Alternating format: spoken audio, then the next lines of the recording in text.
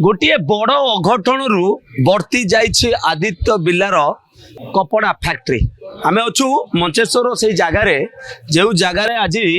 गोटे बड़ अघटन घटी किंतु उपस्थित जो कर्मचारी मान आदित्य बिर्लार जो कर्मचारी मानकर उपस्थित कार्यपाई गोटे बड़ अघटन बर्तमान बर्ती जाइए। आप देखुंत चित्र जितेबले जो सेठी गोटे सेड तैयारी करा जायथिला एवं सेड्र साइड्रे किछि इलेक्ट्रिक तार जाइथिला एवं सर्ट सर्किट पाई सेठी निया लागिथिबा कथा कुहा जायगला एवं जितेबले नियार प्रकोप स्थानीय कर्मचारी माने एठी कार्य करथिबा कर्मचारी माने देखिथिले सेतेबले तुरंत अग्नि निर्वापक व्यवस्था पानी व्यवस्था सब करी निया को आयत्त करिछथि एवं गोटे बड़ अघटन रु वर्तमान बर्ती जाइछि। आपण ए चित्र देखुछन्ति मंचेश्वर थाना आदित्य बिल्लार एई कपड़ा फैक्ट्री जो कपड़ा फैक्ट्री रे जो उपस्थित लोकंकर बुद्धि पाई गोटे बड़ अघटन रु बर्ती जाइछि एवं आपण जानନ୍ତି विभिन्न समय रे एथि पाई राज्यर बड़ बड़ जो जो कंपनी गुडी को रहिछि सेठी मध्य प्रशिक्षण अग्निशम विभाग पक्षर प्रशिक्षण दि जाए किभली भाव में जदि जरूरीकालीन परिस्थिति रे कोठी अग्निकांड घटे किभली भाव में तार मुकाबिला करा जाय पर तार आज एटा सफल ज्वलंत उदाहरण आमे कहि परिबा एवं आपण देखुछंती गोटे बड़ अग्निकांड टली जाइछि एवं गोटे बड़ अघटन रु बर्ती जाइछि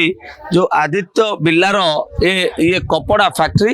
एवं कपड़ा फैक्ट्री रे जेतेबेले अग्निकांड घटिछि आमे जेतेबेले आसीथिलु एटिके आमे देखिलु जे एठी कार्यरत किछि कर्मचारी माने जो जो तालीम पाइथिले अग्निशम विभाग पक्षरु से माने से तालीम रो सठिक उपयोग कले एवं निया अल्प के लिभेबारे से माने सफल होइतले एबे अग्निशम विभाग रो टीम पहुंची आ बके देख जांच करूची जे जेहेतु एटा कपड़ा फैक्ट्री रहिछि एठी क्षणिके कोटी कोटी टंकार संपत्ति नष्ट होबार संभावना थिला आउ किछि जगार निया कुहुलुची कि किंतु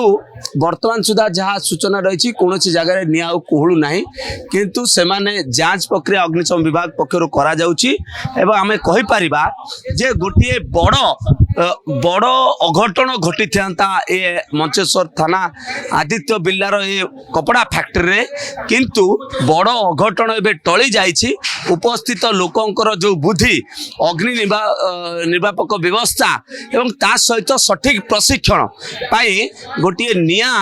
जेतेबेले लागिथिला ताकू से माने आयत्त करिबारे सफल होइछथि। कैमरा पर्सन रतिकांत को सुभाष प्रधान ओडिशा भास्कर। अच्छे टमाटर होंगे पार, दागदार हो गए बाहर, ज्यादा पकने वालों की हो गई हार, ताजा रसीले प्राइम का दावेदार prime tomato ketchup fresh and pure.